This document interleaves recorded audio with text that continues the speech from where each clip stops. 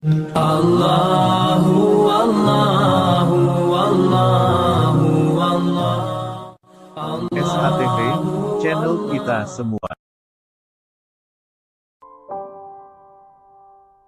Jadi teman sekalian, kalkulasinya jangan salah. Jadi gini loh, sekali lagi terakhir, jangan dipikir kalau Anda fokus memprimerkan akhirat lantas Anda kehilangan dunia. Coba saya ingin ini, kowe, ini saran saya kepada jamaahnya sekarang ini ya.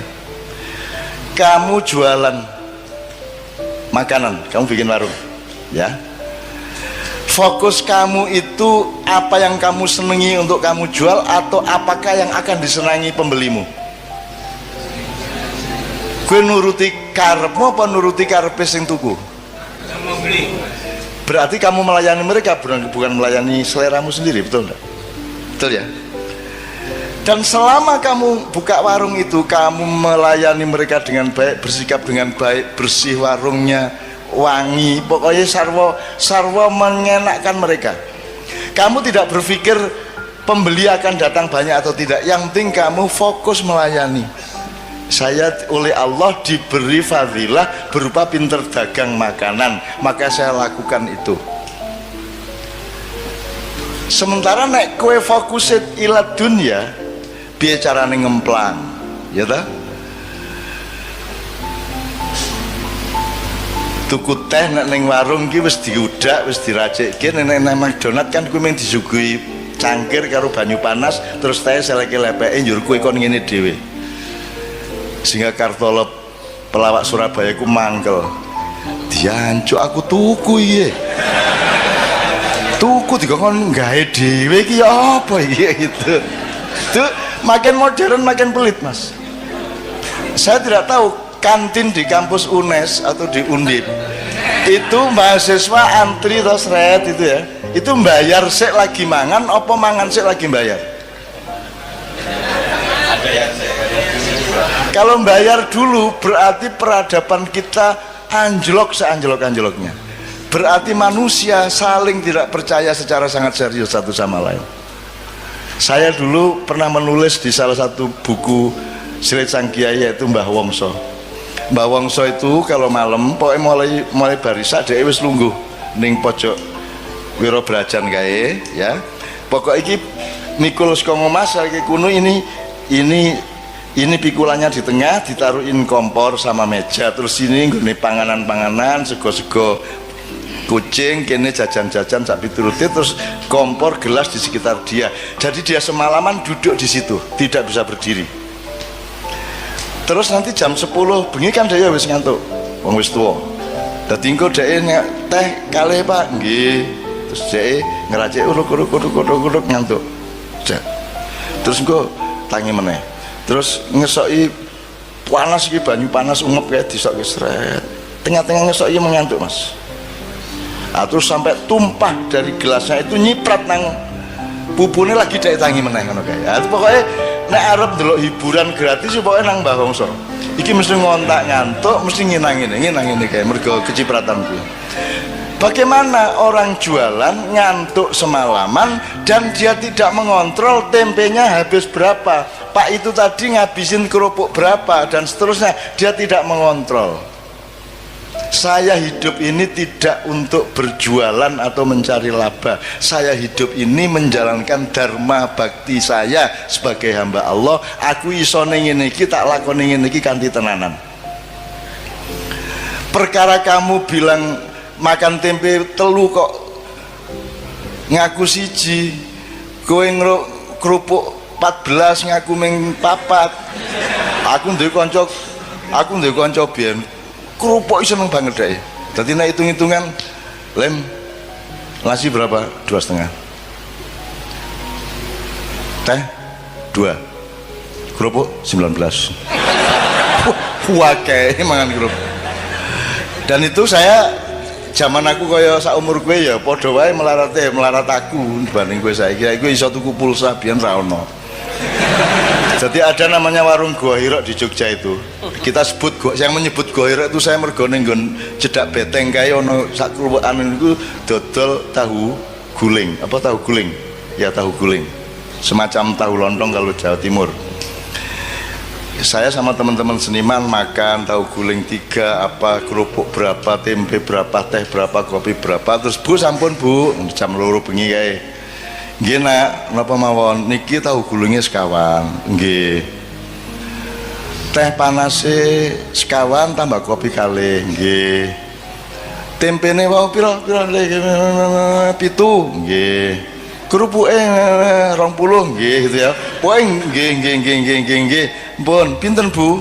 Napa wau?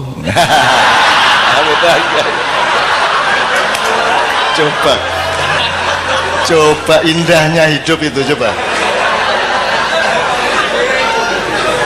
Wah, itu saya ingat sampai sekarang ya Allah indahnya coba. Leku diri ngitung gue ya. Pinten Bu? Napa wau? Aduh ngitung meneh kadang-kadang. Coba itu belajar apa ya? Belajar bagaimana kesabaran itu menjadi nikmat bagimu. Bagaimana kearifan itu menjadi nikmat bagimu. Sekarang ini kan ada dikotomis. Kalau kesabaran berarti tidak enak, betul loh? Kalau melarat berarti sengsara. Itu salah kamu. Nanti dulu kamu dapat uang, kamu nikmati uang dengan atau secara akhirat, dan kamu tidak punya uang, kamu nikmati secara akhirat. Kalau uang dinikmati secara dunia gampang, tapi kalau tidak punya uang, satu-satunya jalan menikmatinya adalah secara akhirat. Betul enggak? Nah, jadi kalau kamu punya uang, kamu menikmati secara dunia bisa, secara akhirat bisa, double. Kalau kamu tidak punya uang, orang yang keduniaan tujuannya, dia tidak bisa menikmati tidak punya uang, karena dia tidak bertujuan akhirat. Tapi kalau kamu punya tujuan akhirat, kemelaratan pada momentum tertentu itu adalah kenikmatan akhirat. Tenang dek kui. Makanya sudahlah, pertimbanganmu itu akhirat terus, supaya dunia itu menjadi kamu kuasai. Nah, pesan saya gini, teman-teman sekalian, Anda tahu yang ini di ilmu ini kan Pak Saratri kan mengajar ilmu-ilmu sosial juga ya Ustadz ya.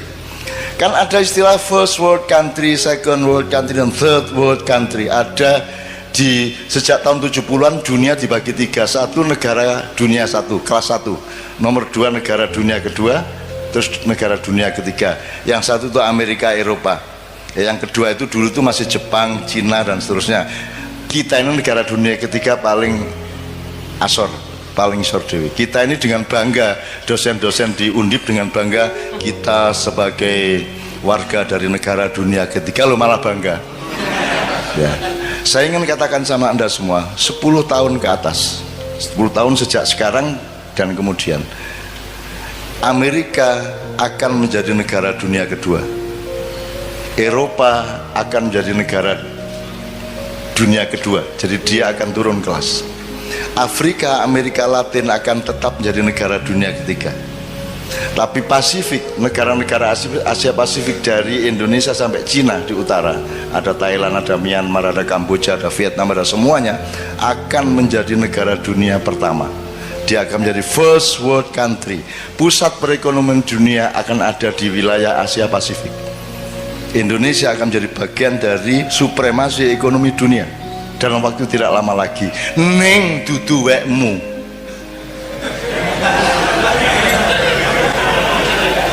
Weke Cina ya, dipimpin oleh Cina, karena Cina tega melakukan yang kamu tidak mungkin melakukan, karena Cina mau melakukan yang Anda tidak mau melakukan, karena Cina tidak punya selawatan, tahlilan, dan lain sebagainya. Kono pokoknya ndolek duit terus, sementara gue kayak penggawean, tahlilan, grebek, pengajian gitu. Apalagi Pak?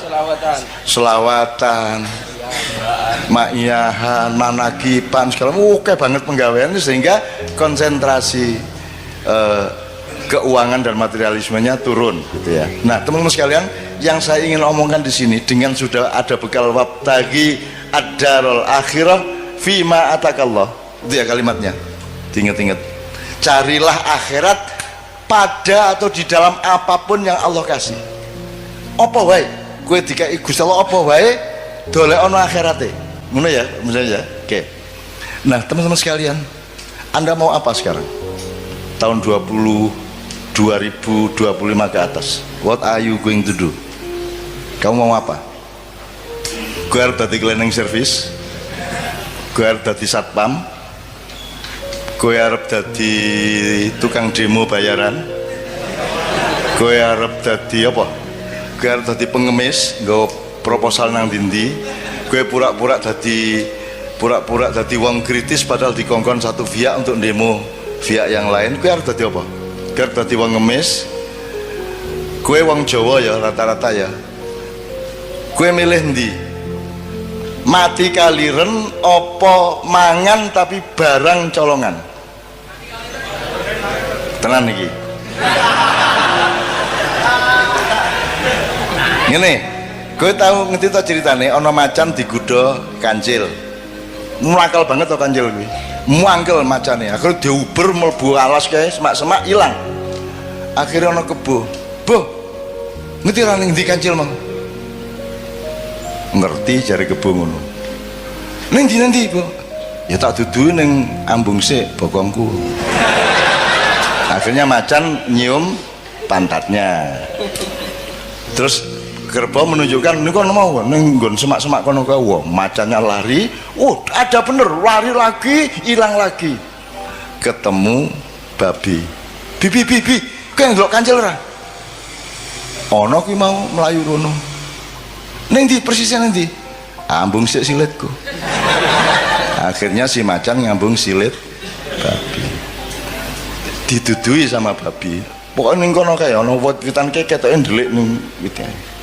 Parane karo macan ilang meneh. Akhirnya ketemu siri-siri. Kowe ngerti siri-siri? Ambung sik silitku nek pengen ngerti. Ora ngerti siri-siri ta? Orang ngerti siri-siri? Belum tahu krungu? Ayo nek kepingin ngerti, dilaten sik silitku. Inilah yang terjadi di Indonesia sekarang. Bukan hanya terpaksa, bahkan orang melamar untuk ngambung silit. Ya ra? Ya ra? Saiki ki ning Indonesia sarjana wong pinter-pinter wong ampuh-ampuh royokan mbuh universitas iki universitas iku royokan untuk ngelamar ndilat silit ben urip. Ya ra? Ben iso mangan, ben duwe mobil apik, ben duwe jabatan, ben iso melu ngerampok. Ya ra? Wes, sesuk kowe ketemu kanca-kancane siri-siri nang ndi? Apa kuwi? Pengen ngerti kowe? Terus langsung kok bukanya ya.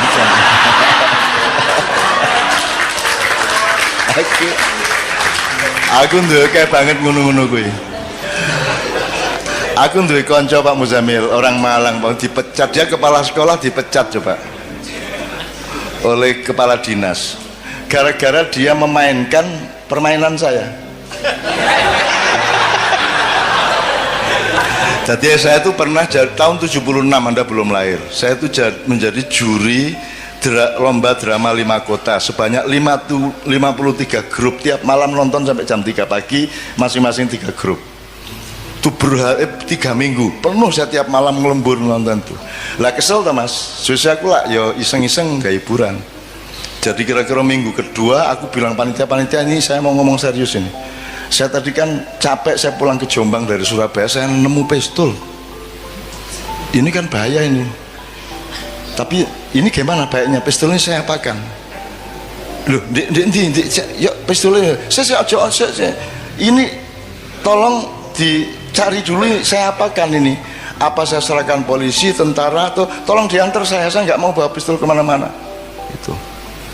Wah, akhirnya mereka rapat Mas, panitia, terus takonang kodim, takonang Kapolres segala macam. Wah, pokoknya sampai sore mereka belum bisa jawab. Menjelang maghrib mereka datang. Cak, ini sudah kita cari jalan.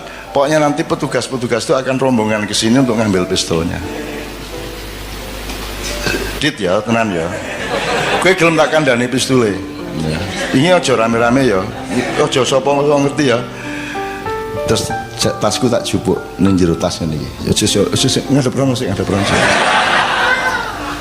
Terus tak jupuk ngene iki. Aku nggambar pistol cilik ning ngene. Nganggo pulpen iki lho.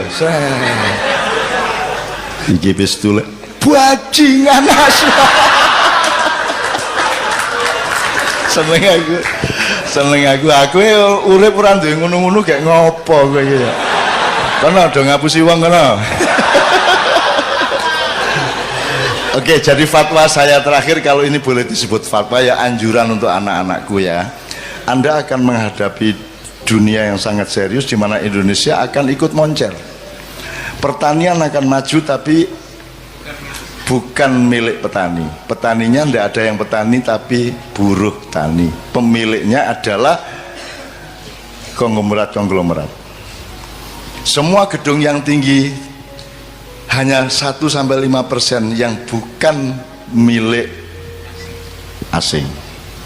Semua mesin materialisme, mesin kapitalisme semua milik mereka. Sekarang teman-teman sekalian, Anda mau apa? Mau bunuh mereka? Mau berontak? Kalau sekarang saya mengajak Anda memberontak, harap tahu dua hal. Satu, kalau kita sekarang melakukan perombakan besar-besaran ke Indonesia seperti 1998 ya, sekarang yang terjadi adalah perang horizontal. Rakyat akan bentur sendiri antara kelompok A dengan kelompok B di kalangan umat Islam sendiri, betul enggak? Nah, jadi tidak mungkin saya lakukan itu. Nomor dua, andaikan saya melakukan perombakan atas Indonesia, aku orang ngejak kowe wis angel-angel maknyahan tetap melarat ke ngene, mosok tajak revolusi. Nek jen aku arep ngono kuwi, aku nek di perintah karo Allah tak tandangane dhewe. 98 aku tandang dhewe. Aku ngunggahke Gus Dur dhewe. Dengan memastikan kemenangan Gus Dur karena dipilih oleh P3 dan Golkar, dan saya yang menempuh langsung ke Akbar Tanjung maupun ke Hamzahas pada waktu itu. Dan seterusnya. Bahkan saya juga evakuasi Gus Dur begitu dipecat oleh Pak Amin Rais. Pak Amin Rois. Gus Dur nyebutnya Rois. Dan seterusnya lah. Artinya saya tidak melihat bahwa saya perlu membawa Anda untuk perjuangan dunia. Ngopo Indonesia tidak diurus nganggo wong akeh kaya ngono? Ngopo? Cukup aku nang Jakarta, tak suntik gulune, tak untir set wis tadi. Kalau Allah mengizinkan, syukur Allah memerintahkan. Tapi kalau tidak, saya tidak akan lakukan apapun. Yang saya lakukan adalah menyampaikan cahaya Allah kepada anak-anakku yang semakin hari semakin banyak, yang umurnya antara 20 tahun sampai paling banyak, paling tinggi 40 tahun, yang akan menjadi pemimpin mulai 2025 ke atas. Gue engko dadi pemimpin kabeh. Ning pesenku, Anda berdaulat kepada diri Anda sendiri dulu. Anda usah ngurusin kedaulatan di luar dirimu. Wong kamu sendiri belum berdaulat. Berdaulat artinya apa? Kamu berdaulat terhadap imanmu. Kowe kudu ngerti ngopo kok beriman. Kalau kamu beriman berarti ya, kamu harus bisa menjalankan kehidupan yang membuatmu aman di hadapan Allah. Gitu loh sih. Karena produknya iman adalah aman. Jadi iman diterjemahkan secara akal pikiran, secara ilmu, secara kebudayaan, secara ekonomi, secara profesional, diterjemahkan imannya dengan membuat sesuatu yang membuatmu aman di depan Allah. Itu beriman. Jadi berdaulat terhadap iman Anda, berdaulat terhadap ilmu Anda, berdaulat terhadap perilaku budaya Anda, berdaulat terhadap keluarga Anda. Kalau Anda sendiri belum berdaulat atas pikiranmu sendiri, gue isi taklid, isi jare kae, gue orang duwe kedaulatan nang awakmu dhewe, kamu belum bisa menjadi pemimpin bahkan terhadap dirimu sendiri. Maka sekarang anak-anakku sekalian, kamu cari dirimu itu siapa. Tuhan tuh nyuruh kamu jadi apa, caranya gimana, lah kamu senengnya apa, lah kamu bakatmu apa, gitu loh. Kalau Anda mengandalkan sekolah dan kurikulum, mereka tuh tidak peduli sama bakatmu.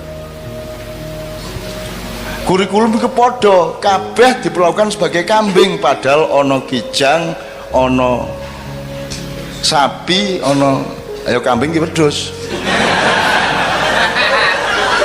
Padahal ada kambing, ada wedhus, ono kowe ya.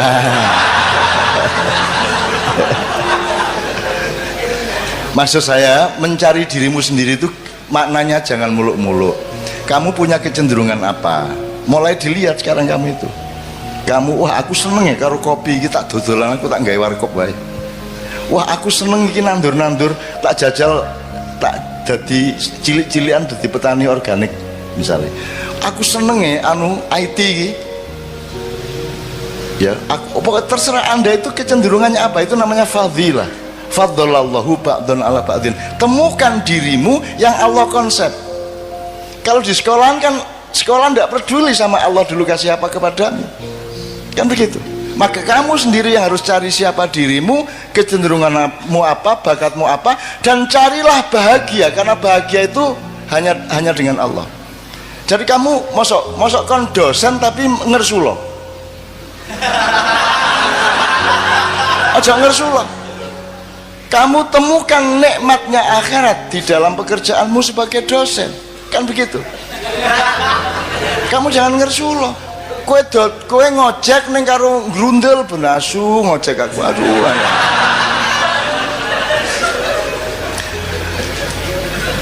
Teman-teman sekalian, kemarin saya diceritai oleh Sabrang, di Jepang itu ada orang yang 40 tahun lebih itu dia kerjaannya melipat-lipat kertas origami itu loh. Gawe manuk, gawe perahu, gawe apa lho. Dadi petang-petang ngono terus deh. Kan iki ngopo to iki? Bendino nglipat kertas apa to gunane apa gitu ya. Anda tidak tahu itu thariqat, itu ketekunan.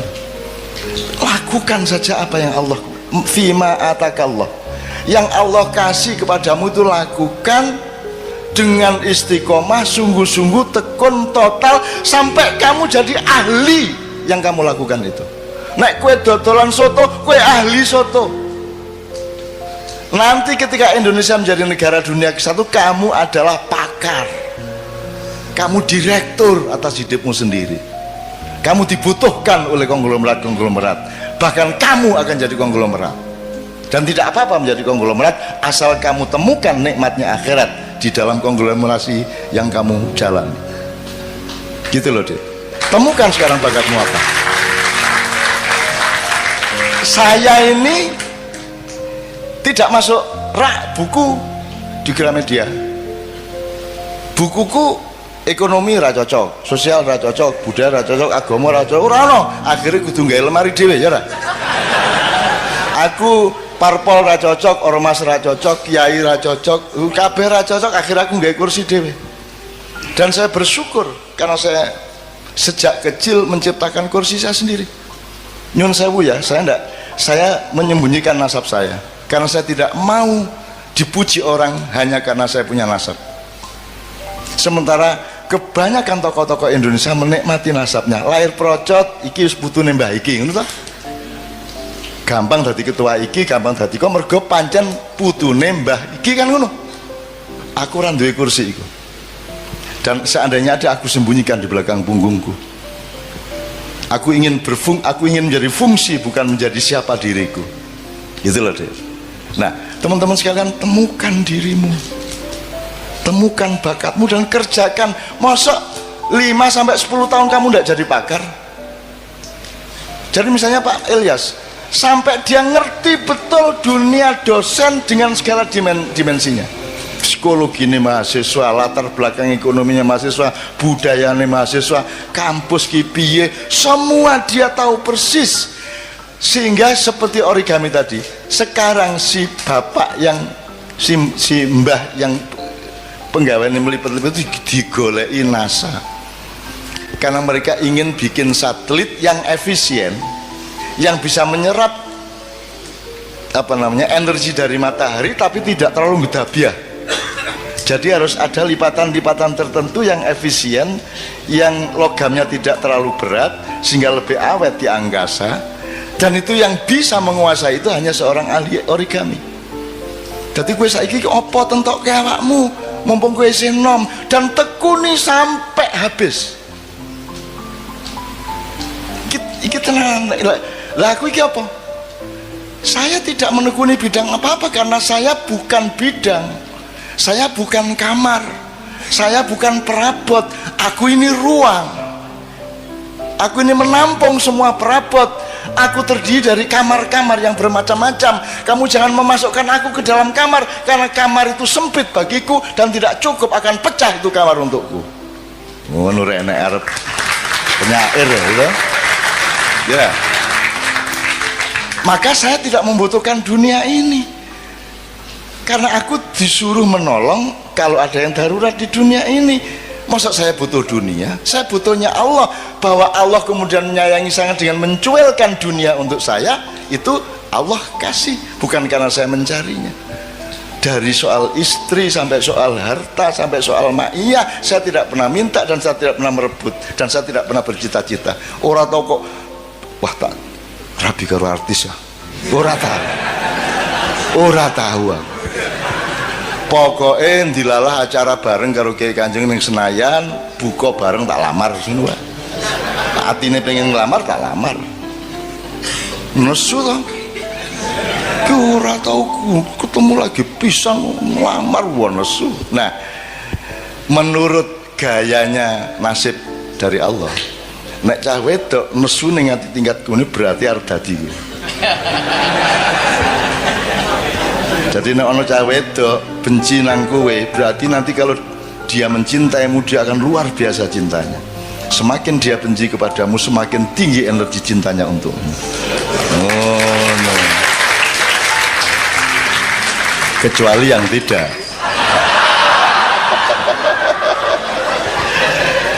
Ini yang terakhir jelas ya Mas ya. Mulai besok pagi tekuni kerjaanmu, tekuni sampai kamu jadi ahli, kamu jadi pakar, kamu menguasai betul bidangmu. 10 tahun lagi kamu, kata orang Madura gini, kata orang Madura, loh saya tidak mau ngelamar-ngelamar pekerjaan, saya tidak mau jadi karyawan, kata orang Madura. Meskipun saya cuma bikin beting itu beting, saya cuma punya pabrik beting, tapi saya direkturnya. Saya tidak mau jadi pegawai beting, saya direkturnya. Nah orang Madura itu konglomerat Mas, yang namanya Haji Lutfi ya, Lutfi ya, tidak bisa baca Mas, tapi gue ora karuan, oke, wis ora iso maca Mas. Itu karena dia tekun bener. Saya ketemu di suatu seminar seks, dia datang. Seminar seks biasanya kan bagaimana meningkatkan daya seks, menurunkan. Aduh ini terbalik ini temanya ini. Terbalik gimana Pak Haji? Saya kesini ini untuk supaya saya itu jangan terlalu tinggi saya ini seksnya. Kasihan istri saya itu. Masa saya harus cari yang umur 18 tahun terus? Kan kalau sudah umur 30 tidak kuat dia sama saya. Jadi gimana cara menurunkan seks saya ini kan? Itu deh, coba Madura gue. Dan seneng aku orang Madura gitu. Ya teman sekalian ya, jadi ahli ya, jadi ahli. Aku kira tahu tanggung-tanggung loh, ngelakoni apa wae tenanan. Tenanan itu tidak hanya sekarang, tenanan itu diuji oleh waktu selamanya. Kita tidak tahu masa depan sama sekali, kita tidak tahu akan meninggal umur berapa, kita tidak tahu Israel akan datang ketika kita berusia berapa. Pokoknya kita lakukan terus. Nek corone wong main remi di Jawa Timur, pokok iki kartu iki nek tak tokno badi arek iki. Gepeng kaya ilir gak tak tokno kartu iki.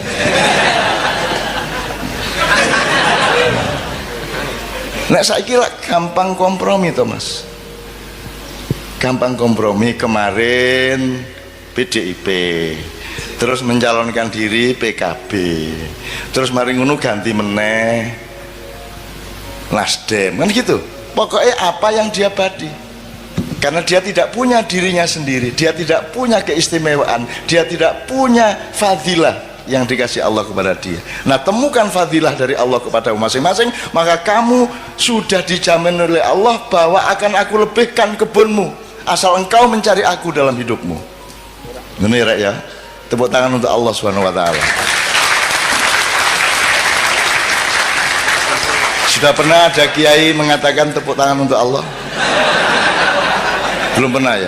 Kira-kira menurut fikih bagaimana? Allah tidak akan terpengaruh oleh tepuk tangan. Tepuk tangan tidak menentukan baik atau buruk. Yang menentukan adalah niatmu apa. Anda bersyukur, ya toh? Tepuk tangan untuk bersyukur toh, seneng toh, ya top itu kan. Loh, Mas, orang itu sering karena berpikirnya materialis dan keduniaan, yang dilihat itu barangnya, ucapannya, bukan muatannya. Gitu loh, Mas. Orang tuh saking, wah, jos, Allah ki jos tenan. Isa tahu itu, Mas. Wah, top tenan Allah kan gitu. Boleh enggak itu? Kalau menurut tadi itu protokoler enggak boleh. Allahu Akbar, Allahu Akbar. Lihat nih orang lega tuh nek gue wong Semarang. Allah iki jos ndak.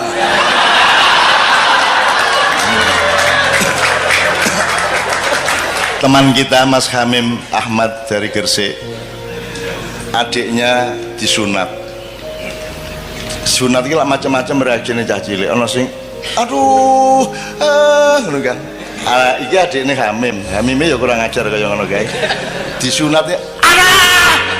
Gusti Allah matane!"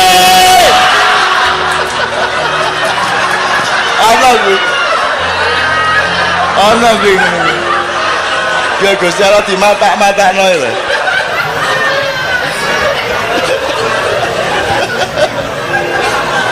Menurut Anda Allah marah ndak? Marah ndak? Lho anak cilik kok. Anak kecil kok. Cuk! Gusti Allah matane loro. Aku seneng banget ya Allah. Allah, Masya Allah, indahnya kehidupan. Anda baru bisa menemukan indahnya dunia kalau engkau bertujuan akhirat, betul enggak? Kalau tujuanmu dunia menjadi remeh, tidak bisa kamu nikmati. Kalau engkau menemukan betapa indahnya ciptaan Allah ini, dunia menjadi indah dan tidak tergantung jumlahnya. Kamu punya uang 50.000 indah, punya uang 1 juta indah, punya uang 10.000 indah. Kalau kamu melihat Allah dan